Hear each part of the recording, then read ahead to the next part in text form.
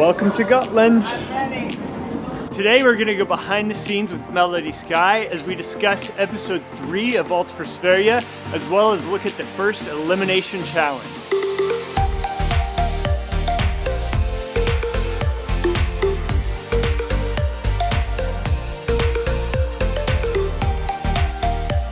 Hi, John. Hey, Melody. How you doing?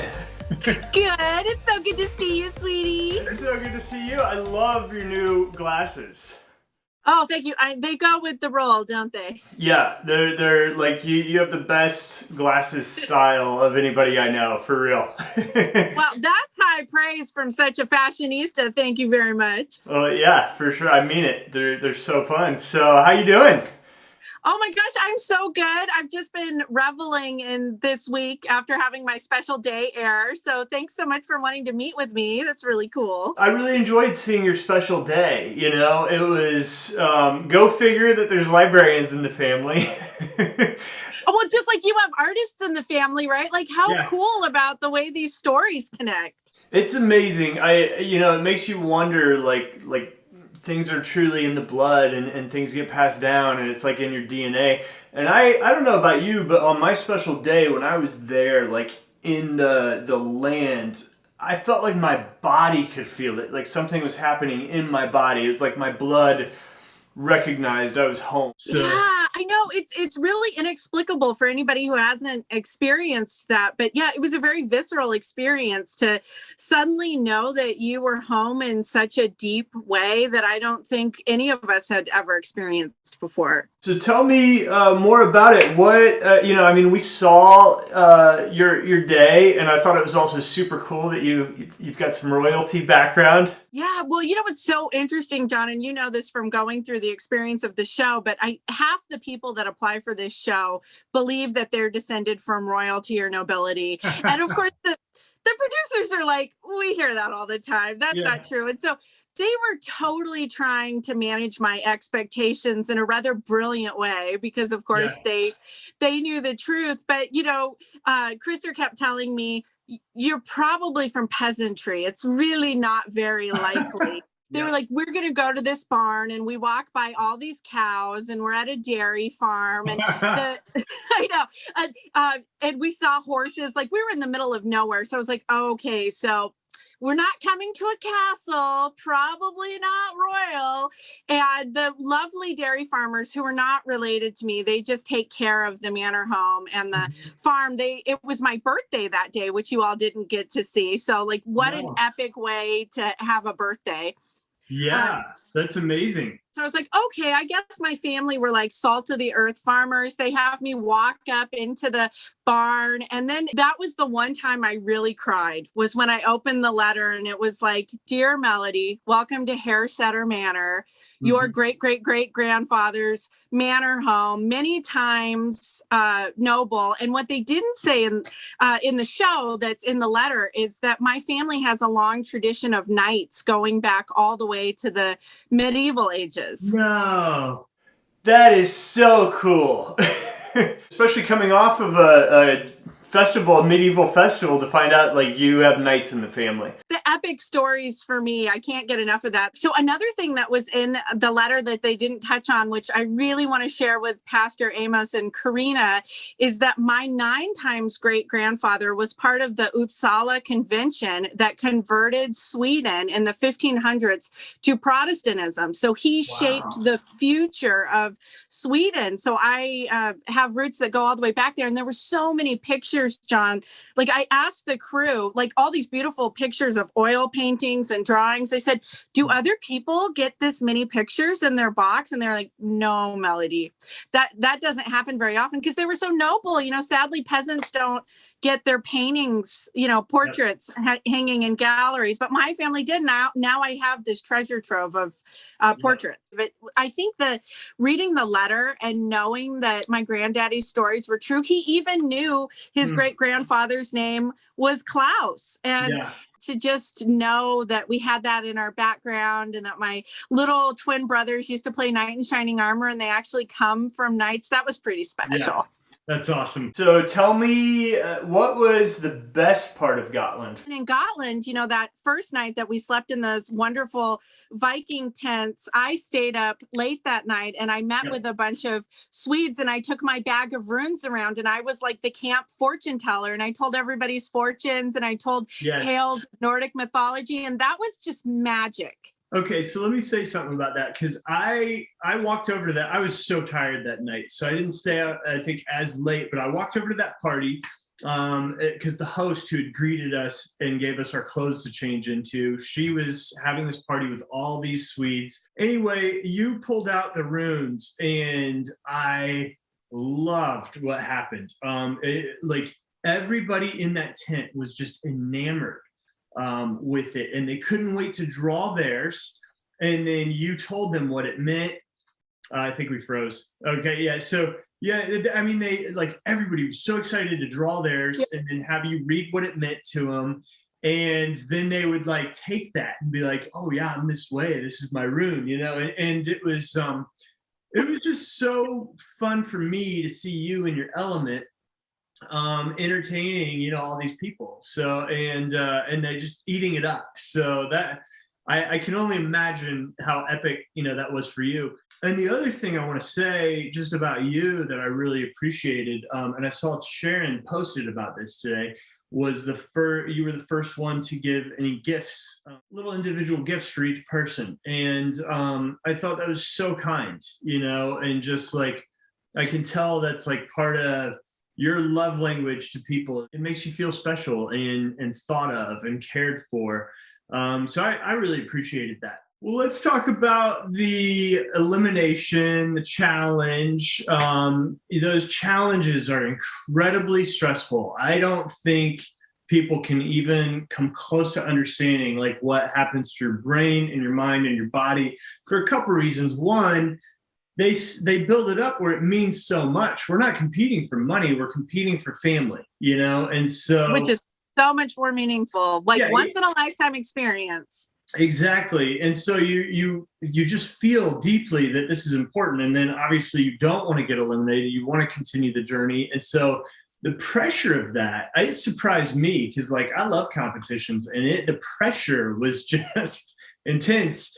And then it was crazy to watch your competition because we couldn't see it, we didn't get to observe, so that was basically the first that I'd seen, and that was crazy. By the way, you did really well. I want to make sure that like you got far down the walk, and then and I know like once you make the first mistake, you're just like fried what's happening, and they had bomb sounds, like bomb sounds were going off when you made a mistake. It's like boom boom boom.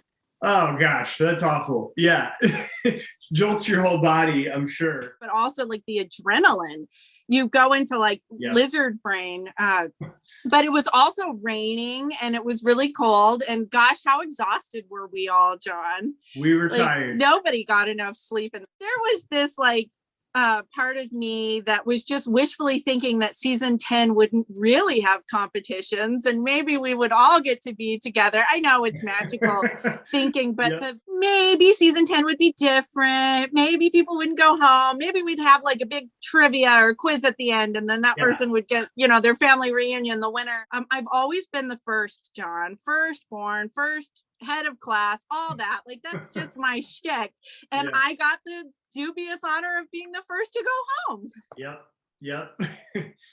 Carried on the tradition. So I did carry on the tradition, and I was really happy for Brittany, and she had the helm of Oz, so good on you, John. You channeled the Viking ancestors. Well, I've got it tattooed, right? Yeah. And it looks beautiful on Brittany. I mean, I didn't think it was possible to make her more beautiful, but she just looked so intense and amazing. Fierce. So fierce. Well, what I'm excited about now, since I don't know what happened, like I went home And then you all went on a few more weeks of adventures. So I get to like be like everybody in Sweden and follow along now and find out what happens. Well, yeah, some of us continued on and some of us didn't, and we will not say. I just am so grateful for the experience. Like, I just have such a full heart about this, John. So thank you for having me reflect on it more. Yeah, well, I appreciate you chatting about it. And tell me, I mean, have you gotten some nice messages and people reaching out? And how's the reaction been? Yeah, thank you for asking that. It was so sweet because you all should know how thoughtful John is. He reached out just to make sure I was getting nice messages. But yeah, I have had actually a couple family members found me because I think Swedes are very good about following the rules. And they had been contacted by Frederick, the master genealogist, and they didn't say anything. So they've been waiting for the last couple of years. So I'm in touch with a family member who's this really rad astrophysicist, and we have a lot in common. So that's nice. Really cool. And so what fun. And what's special to me, John, is I said this in the show, like, I wanted to share this history with my Swedish family because I thought maybe they didn't all know that, and they didn't. So how beautiful that I get to give this gift not only to my family in America, but my Sweden I'm slowly getting connected with. It's affected you? Do you feel like you've changed in any ways? Just thinking wise, just how's the show been? How has it all affected you? And has there been any change? I've been wondering too, is that I have an arts career background before I became a librarian, and I've been wondering if I need to go back to my artist roots more. And what was so fascinating about the show was everything was pointing me back to reaffirming my life's work, to being a librarian. So what kind of art would you be getting back into, do you think?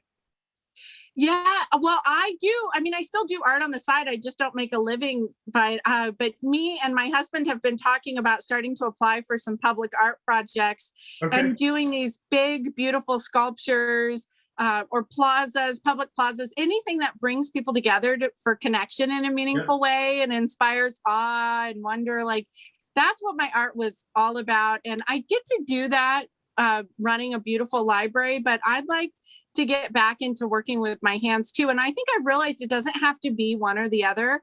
I can do all of those things and continue to make a difference. And let me encourage you, if I may, pursue the art. If you're having like some tugging on your heartstrings and it's something you want to get back into, I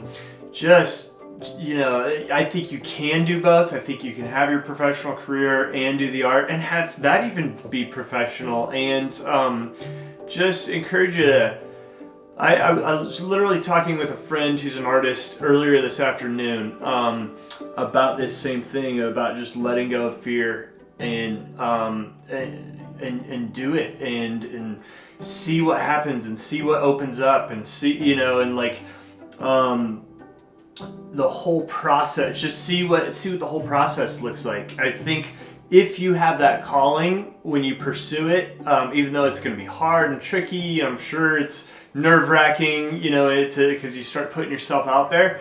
But long term, if you stick with it, really special things can happen. You can be impacting all the more people. And I love the idea of like open spaces and connecting people. That's super cool. Oh, thank you, John. That's such wonderful wisdom. And you're such a exemplar of like pursuing your dreams. And what a beautiful thing that you're modeling for your children. What a gift. I'm sitting on this toilet. No, it's good to show humility too. Yeah, right? exactly. No, I appreciate you saying that. Yeah, that's, I think, always the hope as a father is like you can live a life that your kids look at and can go, that was cool. That they can take some lessons from. So thanks for saying that. This is such an honor. Thank you so much. It's so lovely to be able to chat with you more about our great Swedish adventures. Yeah, super fun. I appreciate you taking the time. Tack så mycket. Varsågod. All right, that's it for episode 3. Make sure to subscribe because we're going to do it again for episode 4. And let me know in the comments what was your favorite part of last week's episode. Until then, hej då and ha det bra.